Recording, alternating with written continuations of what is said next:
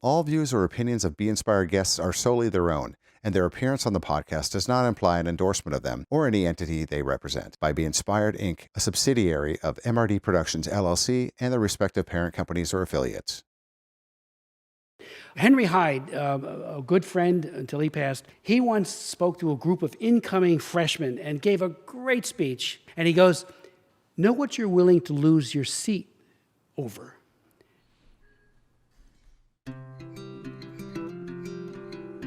Be Inspired Podcast. Real stories from real people. Sharing stories of love and loss, struggles and perseverance, laughter and tears, and overcoming adversity.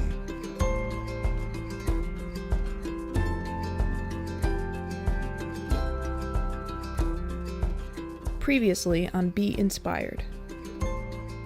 Nobody knows exactly why Lyme disease and other tick-borne diseases have proliferated the way they have. So what they were doing, were taking ticks, stuffing them with all kinds of pathogens, including Lyme.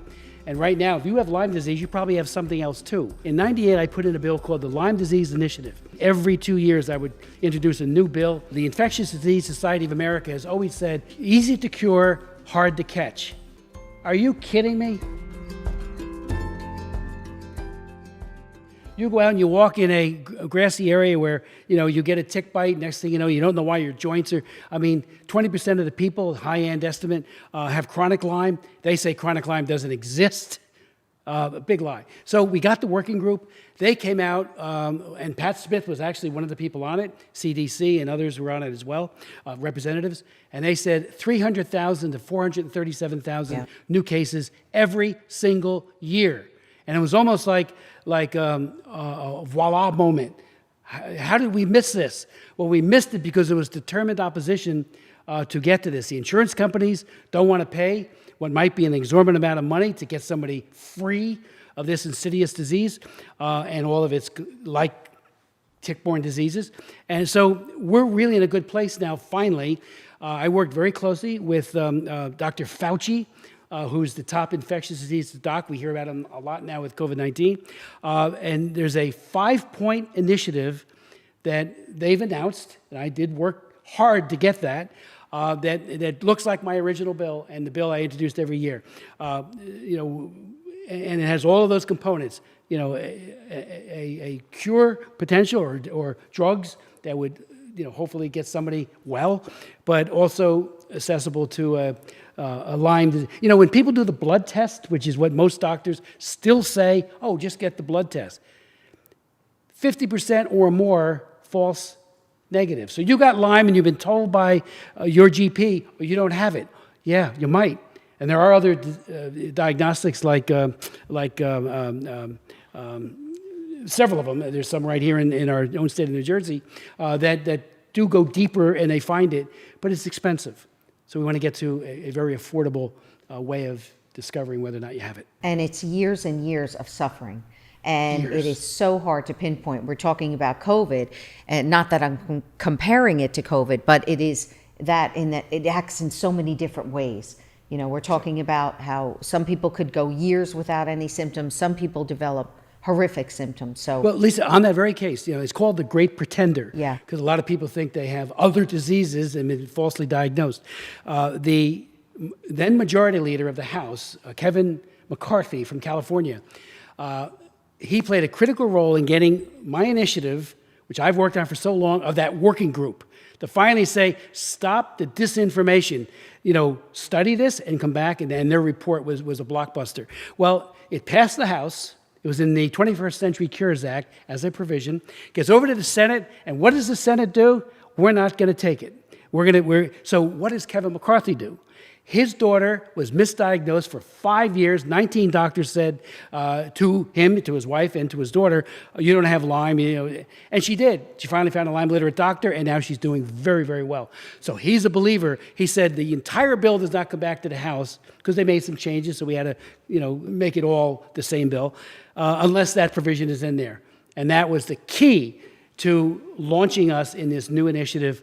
But again, it was his own personal experience with his daughter. See, never quit. That's right. You have great passion, Congressman. What advice do you give to maybe someone who's a new lawmaker at any level, state, local, federal level, or someone who's maybe interested in pursuing elected office? What sort of advice do you give him or her? Well, first and foremost, know thyself. I think it's extremely important that, there's far too many people going like this too often in politics. Which way is that wind blowing? There's a lot of surface appeal argumentation that passes for truth. I think we have to be dogged, even if you're bending into the wind and not with it, to stand up for what you truly believe, core convictions. If you go into a political office without having core convictions, hopefully well arrived at through a process that's methodical, you're going to be whipsawed like you can't believe, and you'll be switching positions in order to accommodate the latest craze. So I think that's very important. To me, faith has a lot, people who don't have faith, I respect them. But for me, if faith is a key component, I pray nonstop, as does my wife. We pray for this country. We pray for the president, whether it be Obama or Trump. It's important to pray for those in office that they have wisdom and not be whipsawed by the latest craze. So I think that's important. And we pray for peace and human rights protection. I mean, I can't tell you how many times I was told, for example, that our trafficking law was dead, this law was dead, this law. And if it wasn't for, my wife reminds me of scriptures that really make a difference. One of them is, run with endurance the race fixed before you, fixing your eyes upon the Lord. It's a race. I used to run track. I was a miler. I ran 2 miles across country. So, that one hits me well, too. You just got to keep moving. But again, don't buy into surface appeal argumentation. Getting elected is, Henry Hyde, a good friend until he passed, from Illinois, he once spoke to a group of incoming freshmen and gave a great speech. I got a copy of it, and he was just a great writer. And he goes, know what you're willing to lose your seat over. Don't. Good advice. You've come here, you want to make a difference, you're brand new, freshly minted members of the Congress, but know what you're willing to lose your seat for. Core convictions matter, and the why of it. Why do you have that core conviction? And I couldn't believe what a good speech it was, but it's great wisdom. And it comes through in everything you do. And we thank you again for coming here. And I thank you, Bert, for asking the tough questions, because I have some fun questions that I'm going to, if it's okay with you, I have to ask you, because a lot of people know you as Congressman Chris Smith, but we want to know you a little better as Chris Smith, the man. So I'll go by asking, I'll start out, who is your idol? So who do you look up to now? Above all, God. I read the Bible every day. I love both Old and, as we call it, and New Testament. I have a lot of people that I respect. Probably the politician in antiquity that I respect the most is William Wilberforce, who stopped the slave trade. I read several of his books about him and writings that he did. All those years trying to stop the slave trade in the UK in the House of Commons. Always lost. Was betrayed, but he had a group of praying lawmakers in the House of Commons who were intent on stopping that hideous slavery, the trade, as well as slavery itself. And eventually, after he was out of office, it stopped. So that's an inspiration to me every day of the week. One of our trafficking bills, it actually wasn't mine, but I wish I would have named mine after. I named one after other people, but he named, one of them was named after William Wilberforce, which was so perfect. All right, 2 more. If you had not gone into politics, what do you think you would have done with your life? That's a great question. I was on a fast track with the family business. We had a wholesale sporting goods business, again, where I learned the work ethic, because you work a lot of hours and sometimes you don't have a lot of payback. And I loved it. A lot of our institutional sales were like Red Bank Catholic, Manchester High School, and I remember doing the bids for them and bringing the equipment down. So it was a family business. I probably would have gone in that direction. All right, ringing up sales instead of running back and forth to Washington. Okay, and finally, if you could sit on a bench and talk with anyone, living or not, who would it be?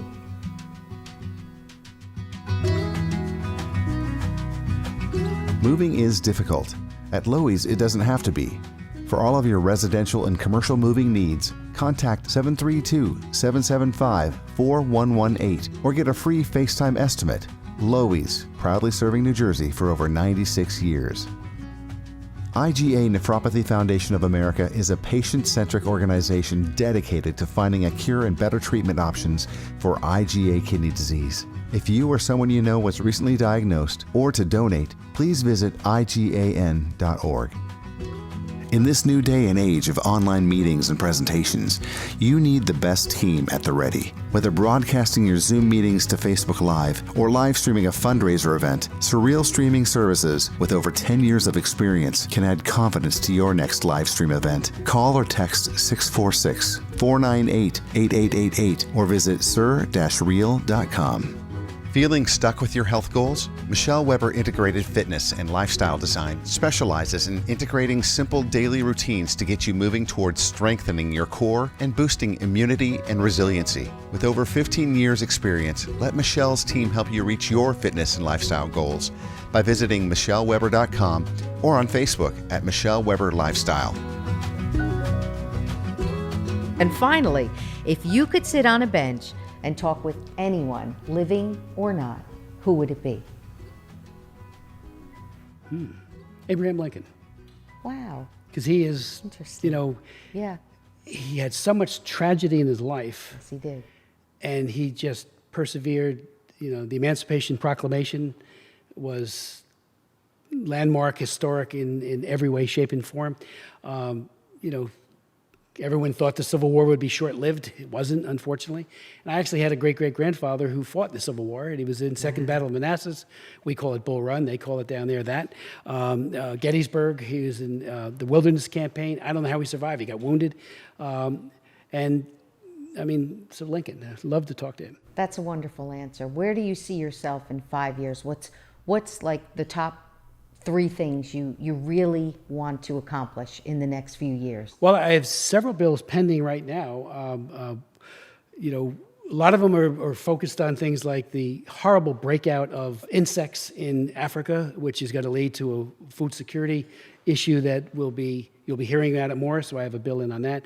But more on trafficking, more on protecting life. I do believe in the sanctity of life from womb to tomb, and that's an issue that sometimes puts me at odds with some people in our district, but I believe it's a core issue.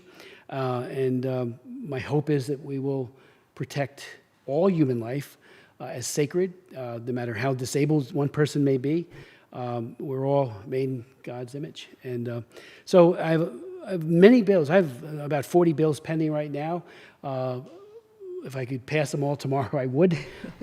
And they all build on a lot of these same themes. I mean, You do a lot of work with veterans as well. a lot of work with veterans. I mean, I wrote 14 laws on veterans so far, and I have another one pending. But the one that really made a huge difference was the Homeless Veterans Comprehensive Assistance Act. And that, too, is almost 20 years old. It's still the law of the land. And we went from about just under 300,000 homeless veterans on the street on any given night. And there are different estimates. Some are shorter, some are longer. But really a terrible tragedy. Yeah. And now we're under 40,000, which is still far too many. And we are working, like with the freeholders, Lillian Berry and others, to bring a brand new Veterans Soldier On program, it's called, which will provide housing for those men and women. And so it's, I'll never forget, one of my hearings, I had a lot of hearings. I love congressional hearings. That's how you discover how well you're doing on your legislation, but also what the issue is. And I had a hearing, and one man said, I knew I hit the bottom. He was from the 82nd Airborne originally. And he goes, when I lost my home. And everybody thought, yeah, that's hard. He goes, they took away the abandoned car I was sleeping in. And here was someone who had all this skill set, it's like so many. Whether it be PTSD or a combination of chemical dependencies, he lost it all.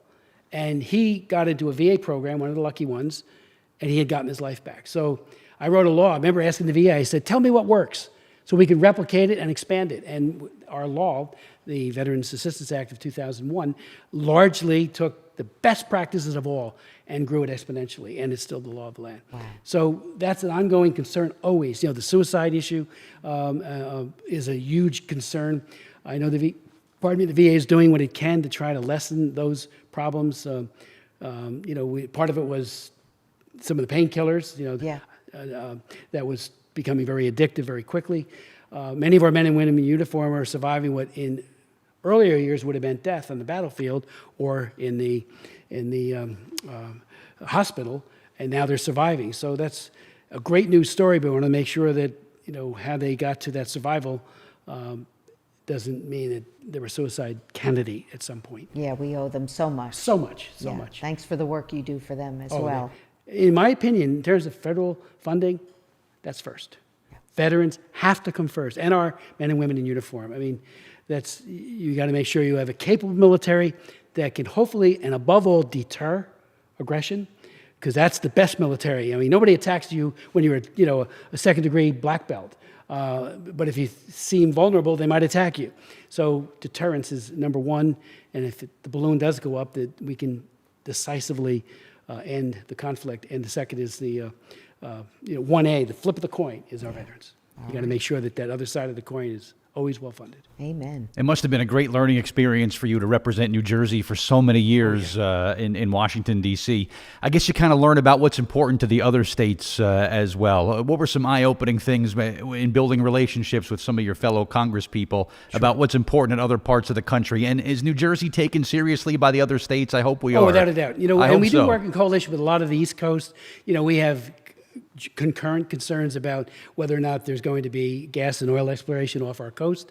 I believe we should not, and I put exclamation points after that. After what happened in the Gulf of Mexico with Transocean, I should say, and BP, that horrific, oil spill, we've got to be far more careful. And if we had that, given our reliance on the ocean, the beach, fishing, as well as the issue of recreational, it would be devastating to New Jersey. So, but you find you get in more in the interior, and they're not as open to that. Agriculture issues kind of come to mind, right? And yet we're the Garden State, but Right. we don't have the same wheat and everything else that they do. We have corn and tomatoes and blueberries. Good Jersey tomatoes. I love Jersey tomatoes. But The best. That is, you learn to work, again, with a lot of people from a lot of different, the biggest thing that I've learned, takeaway in terms of getting things done, bipartisanship, two things, and building coalitions. You find like-minded members who believe. You reach out and say, hey, like I did with Mike Doyle, like I've done on Alzheimer's. Matter of fact, on Alzheimer's, it was Ed Markey, who was then a House member, now a Senate member. He reached out to me and said, hey, would you join me on this? That was over 20 years ago as well. I said, absolutely. We've been working on it ever since. So building those coalitions and then working with the organizations, the vested interest to find out what works, what they think is a blueprint for good action. You don't always take it as, oh, that's what we have to do, but you want their input at all times. Can I back up just a little bit? We spoke about autism before.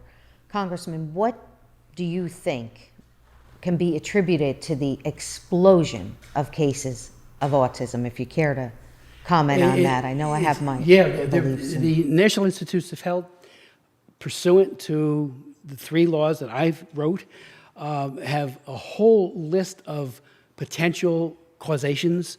The father's age, for example, might have something to do with sperm count and whether or not it's degraded in any way. The environmental issues is a very, very big one. They haven't said absolutely this is what is a causation, but they're getting ever closer. They have an autism working group.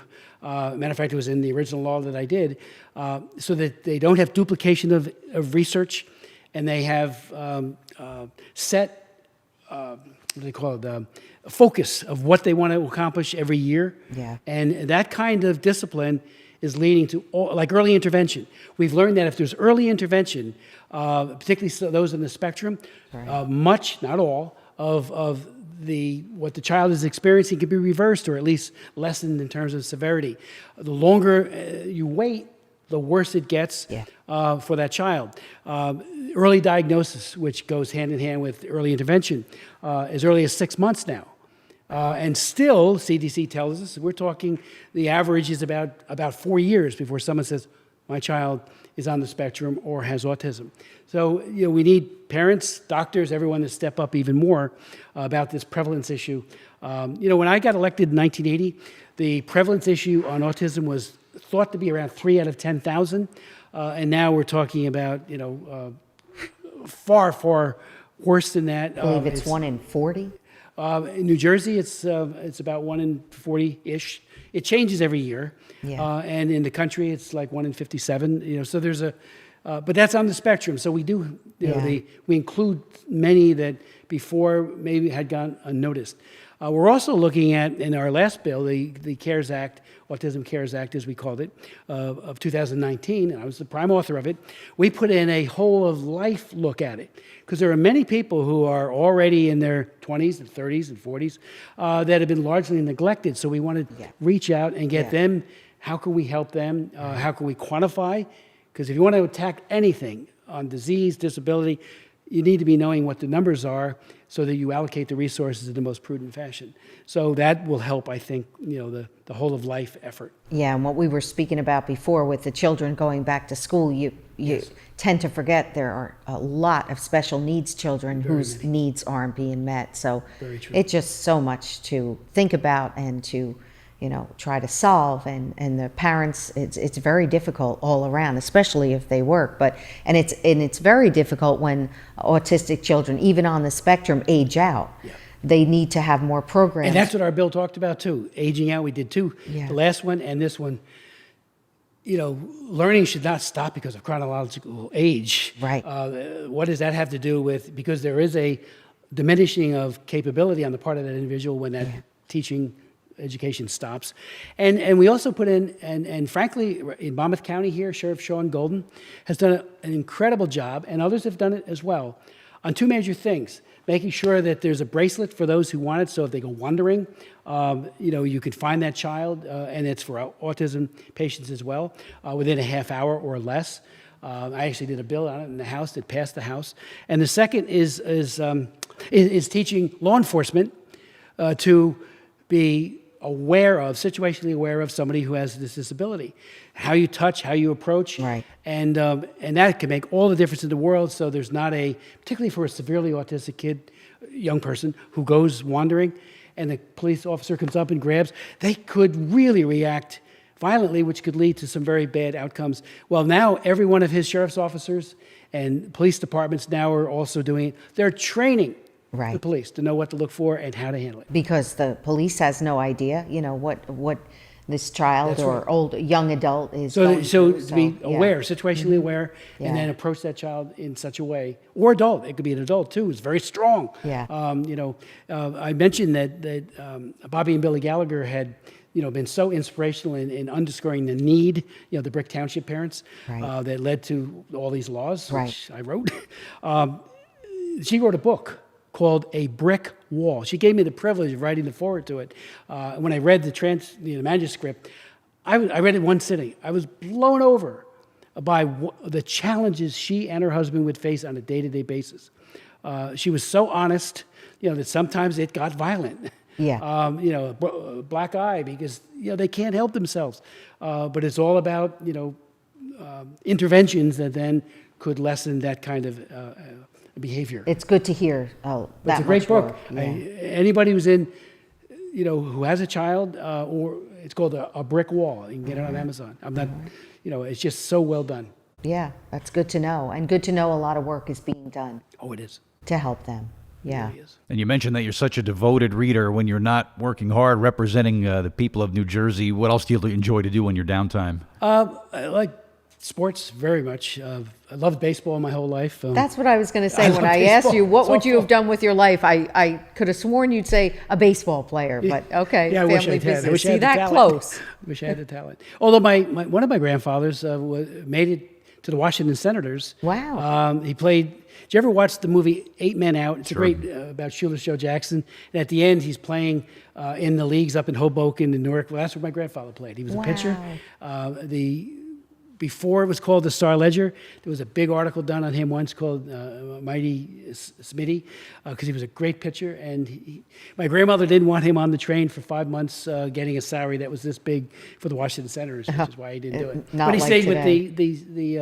with the lower, the semi-pro league. Yeah, I miss baseball now, don't you? So do I. Watching a good I mean, game. I was there when Oh, Mickey Mantle was honored for. Remember, we had a sporting goods wholesale business. So Yes. we worked with Rawlings all the time. We got the Rawlings box when Mickey Mantle was honored Wow. for Mickey Mantle Day, right behind the dugout. And when I played, because I played for years in the house baseball game, it's a fast pitch. It's a great game until I blew out my knee. But I played shortstop and second base, and I had number 7 all the time. And one time, Mickey Mantle called me. Really? Somebody on the staff had a way of getting to him, and he calls up and he goes, "This is Mickey Mantle." I thought it was a joke at first. I really did. He kept talking, and I know the voice. Wow. And we had about a 3 or 4 minute conversation. It was fantastic. What a thrill. It was a thrill. Yeah. Who's your team now? I like the Yankees still. All right. Yeah, there you Always- go. always a Yankee. Me too. Well, it'll start soon, so we could watch the games. I don't know about any spectators I in know. there, but, it'll still be nice to hear a game. It would be nice. Yeah, it and is. to watch it on TV. right? Yeah, sure. And we've got some great teams around here, local as Oh, we well. do, sure. Yeah. Trenton Thunder, go to I any love Trenton games? Thunder. Yeah. And they're good. before I did wear the Trenton Thunder uniform with number 7 on the back. All right. Awesome. There you Yankees over go. that. See? Congressman, as we wrap up today, when the gavel comes down at your final session, what do you want your legacy to be? How do you want to be remembered? Well, I have no plans of retiring, 0. In previous elections, including the last one, some of the hostiles were saying that I was retiring and raising money on it. So let me make the record clear. I'm not. I love this job. I love service to people, and It shows. I mean, it really, you can get things done. Drive in, think of an idea.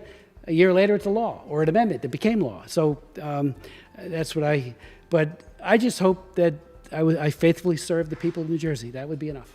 All right. Well, Congressman Chris Smith, it was a real honor to have you on Be Inspired, and thank you so much Thank for you so being much. here. Thank you so much for coming, Congressman. I'm Bert Barron, And I'm Lisa Anderson. and thank you for joining us on Be Inspired.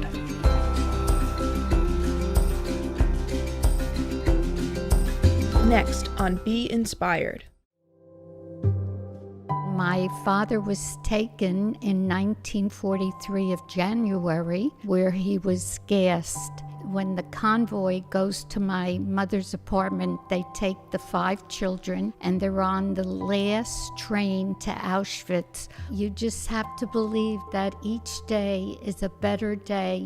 When I was 21, I had to sign papers at the French embassy, and that's when I learned my last name was Corsia, and that's when he told me I had a brother and 2 sisters alive after all these years.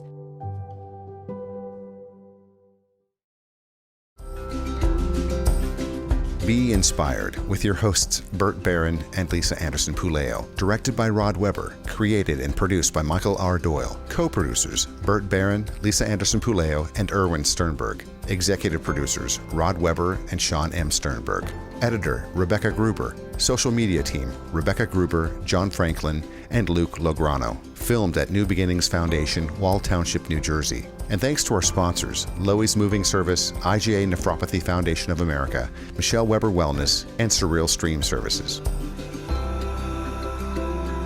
Season 4 of Be Inspired is dedicated to the memory of Rob Isbicki, a guest of Season 2, who lost his life to cancer, and to his service to the community as a firefighter. Rob was a proud husband and loving father who cared deeply for his family and friends. Our prayers are with Rob's family during this time.